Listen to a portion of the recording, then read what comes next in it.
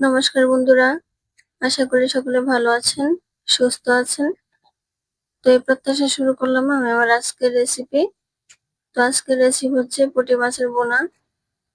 আর এই বোনাটাতে কিন্তু কোনো পেঁয়াজ রসুন দেব না, পেঁয়াজ রসুন ছাড়াই তৈরি করবো আজকে পুঁটি মাছের বোনাটা। এই জন্য আমি নিয়ে নিয়েছি পুঁটি মাছ। পুঁটি মাছগুলো ভালোভাবে ধুয়ে পরিষ্কার করে নিয়েছি ধনিয়া পাতা, দুটো কাঁচা লঙ্কা। এখন একটা বাটিতে নিয়ে নিচ্ছি মশলাগুলো। দিয়ে দিলাম মরিচের গুঁড়া, হলুদের গুঁড়া, ধনিয়ার গুঁড়া এবং জিরের গুঁড়া, এবং দিয়ে দিব সামান্য একটু আদার পেস্ট।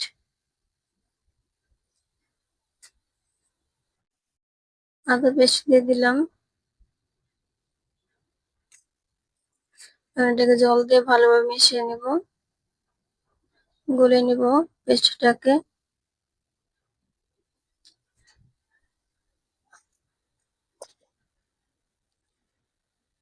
ভালোভাবে গুলে নিয়েছি। এখন চুলাতে একটা ফ্রাই প্যান বসিয়ে নিয়েছি, এতে দিয়ে দিচ্ছি সরিষার তেল। আমি রেগুলারলি সরিষার তেলটা ইউজ করি। আপনারা আপনাদের যে তেলটা ব্যবহার করেন ওই তেলটাই ব্যবহার করে রান্নাটা করতে পারবেন। এখন দিয়ে দিলাম কালো জিরে। কালো জিরাটা গরম হওয়ার পর দিয়ে দেবো মশলার পেস্টটা। আমি কিন্তু এখানে মাছগুলো ভেজে নিই নাই, কারণ ছোট মাছ ভেজে নিলে ভালো লাগে না সব সময়। এই জন্য আমি এই রান্নাটার মধ্যে মাছ ভেজে নেই নাই। আর ছোট মাছ কার না পছন্দের বলেন, আমার কাছে খুবই ভালো লাগে ছোট মাছ। যদিও কাটতে একটু কষ্ট হয়, তারপরে যে তৃপ্তিটা আসে খাওয়ার মধ্যে, এটা কিন্তু অনেক কিছু, খুবই ভালো লাগে খেতে। এখন মশলাটা ঘন হওয়ার জন্য অপেক্ষা করছি, নেড়ে চেড়ে দিচ্ছি।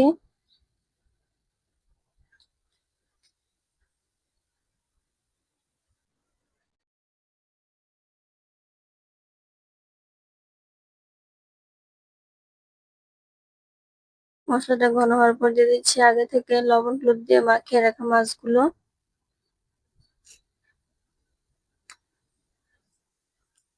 এখন হালকা নেড়ে চেড়ে দিচ্ছি।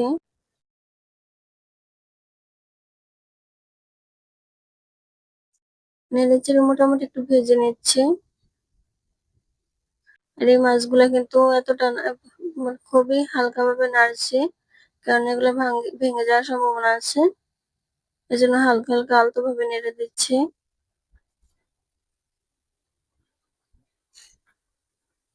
এখন ঢাকনা চাপা দিয়ে দিলাম কিছুক্ষণের জন্য। ঢাকনাটা খুলে নিলাম। এখনো হালকা একটু নেড়ে দিব।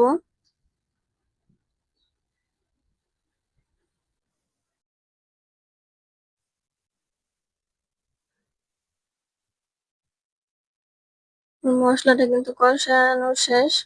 মশলার মধ্যে মাছটাকে হালকা ভাবে একটু ভেজে নিলাম।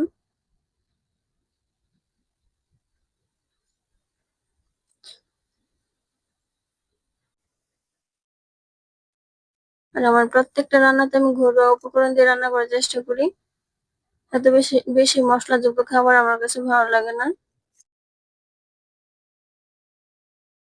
এখন দিয়ে দিচ্ছি খানিকটা জল।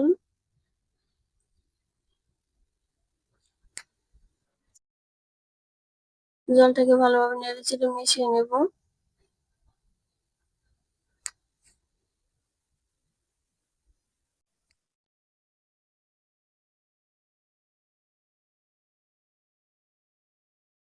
আর পুঁটি মাছগুলোর ভিতরে ডিমে ভরপুর ছিল।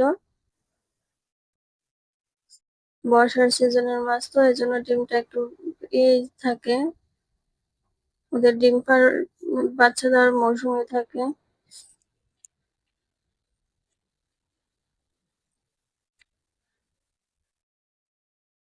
দিয়ে দিলাম লবণ। তো বন্ধুরা, আপনাদের যদি আমার এই রেসিপিটি ভালো লাগে থাকে, তাহলে অবশ্যই একটা লাইক দিয়ে দিবেন এবং কমেন্ট বক্সে আপনার মূল্যবান মতামতটা জানিয়ে দিবেন রেসিপিটা কেমন হয়েছে। আর আপনারা যারা নতুন আছেন, তো বন্ধুরা আমার চ্যানেলটাকে অবশ্যই সাবস্ক্রাইব করে রাখবেন এবং পাশে থাকা বেল বাটনটি অন করে রাখবেন, যেন নিত্য নতুন রেসিপি ছাড়ার সাথে সাথে আপনাদের কাছে নোটিফিকেশন চলে যায়। তো এখন দিয়ে দিচ্ছি ধনিয়া পাতা কুচি।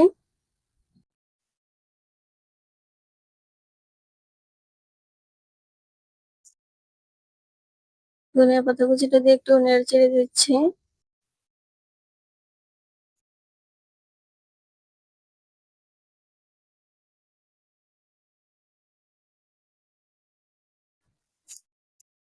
আর কিছু বন্ধুরা আছেন যারা সাবস্ক্রাইব করে আবার আনসাবস্ক্রাইব করে দেন।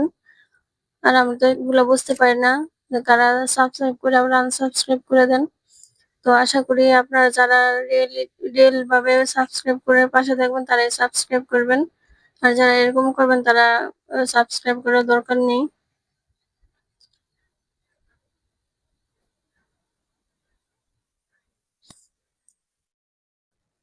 তো এটাকে ভালোভাবে মিশিয়ে নিচ্ছি।